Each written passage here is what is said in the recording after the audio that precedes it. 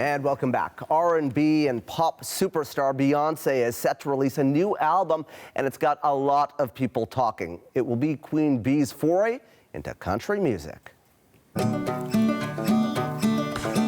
This ain't Texas, ain't no hold'em. Well, that is a bit of Texas Hold'em, one of two songs the singer released during the Super Bowl, teasing the upcoming album. And it made history by making Beyoncé the first black woman to top the Billboard country music chart. Cowboy Carter comes out at midnight tomorrow. Well, my next guest is very excited about tomorrow's release. Shelley Hamilton is a Canadian country artist and historian. She joins me now in studio. Thanks for coming in. Appreciate you being here. Thanks you for inviting me. This is wonderful. So when you hear Texas Hold'em, what do you think as a musician and also as a music historian? I have to say, when I first heard it, I instantly went to my heart as a historian, and I loved that she's done this work very intelligently. And what she did is she's done what I do similarly as an artist. She's broken genres. She does everything. It's not a country album, it's a Beyoncé album. For people who know the roots and understand Beyoncé and her history in music, she has loved country, and that's part of her history as well, the same way it is part of my rich history.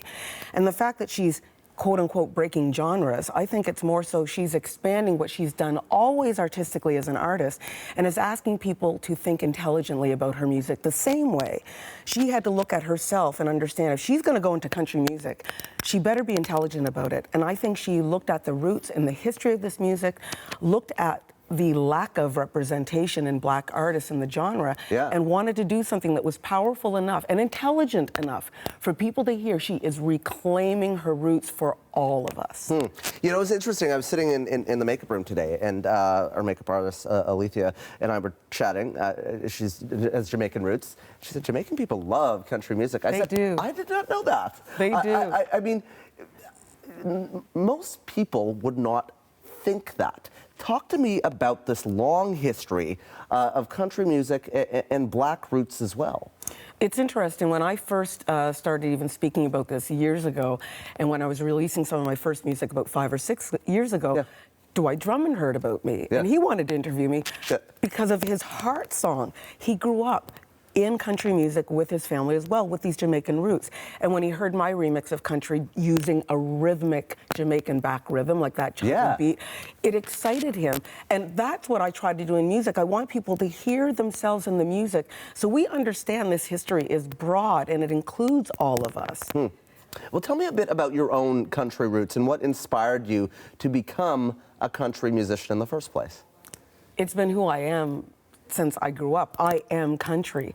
And I always felt like there was this feeling in music that I wanted to actually embrace who I am as a country artist as well. I grew up with it. My father was always showing me the lineage of who we are in Ray Charles and in Freddie Fender and Charlie Pride, and saying these are our people. But I wasn't looking at it as a young girl as black country, because I was too busy just embracing music. But as I got older and realized and saw that we weren't being seen, it viscerally affected me to the point that I felt it behooved me as a historian to also acknowledge the roots of my history related to this music, because it is me. And I grew up singing it from a very early age. I had an a cappella group when I was 15 or 16 years old, and the first thing I wanted to do was sing from country music. So all of these little a cappella arrangements I did were all 3-part harmonies, just like Dolly Parton, Emmylou Harris, and Linda Ronstadt, because I wanted to feel that music.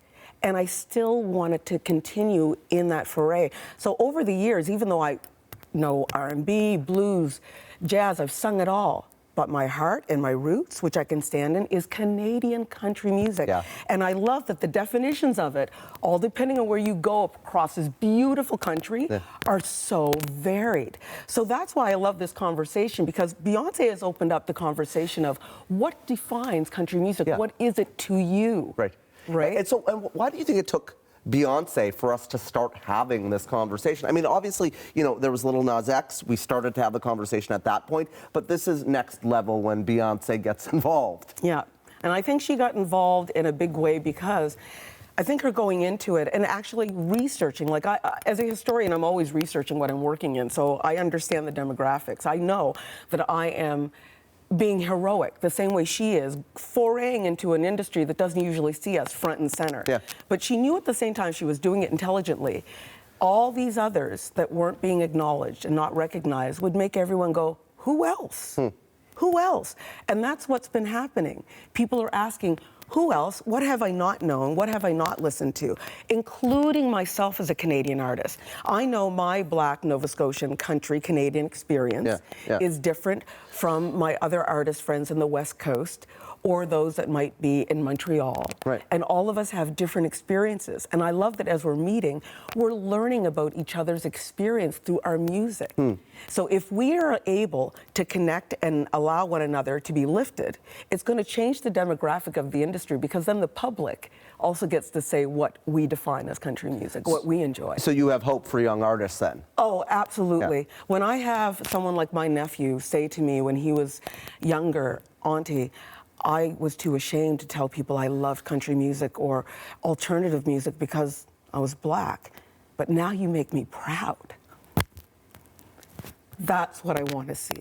I want to see that kind of change for this new generation to embrace these many definitions of who we are. And I've had many people from Nova Scotia message me and say, thank you for still standing with us and letting them remember we are a country. Yeah. And so is everyone else in this nation. We just haven't realized where we fit in with it.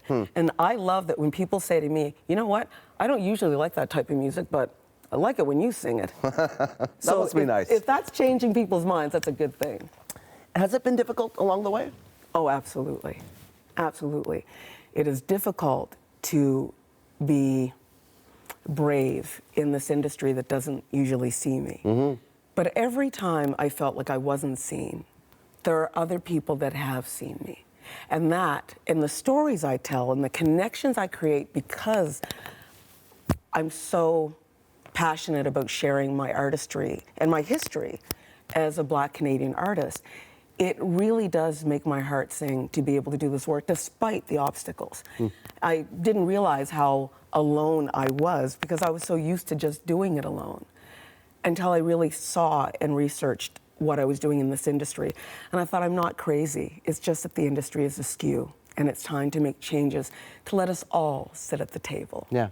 And more people will be at that table. What's your hope for the future here as this album gets ready to drop, as they say, as the kids say? As the youngins say. As the youngins say. As it drops, we will be lifted. And it won't just be artists, Black artists like me. It'll be artists of color. I think it'll be artists in all the communities, gay, lesbian, trans. I want all of these beautiful people that are the color of what country is, as Rissy Palmer says.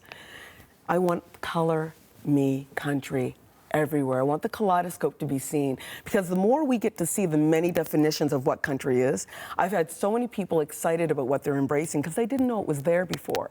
And the public is my true audience, not the industry.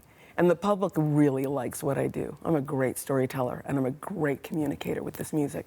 And I'm honored to be able to share the history of my ancestors and what we do here in Canada in country music. It's a beautiful kaleidoscope. It's such a lovely conversation. Really appreciate you coming in. Really appreciate being here. Thanks, Shelley. Thank you.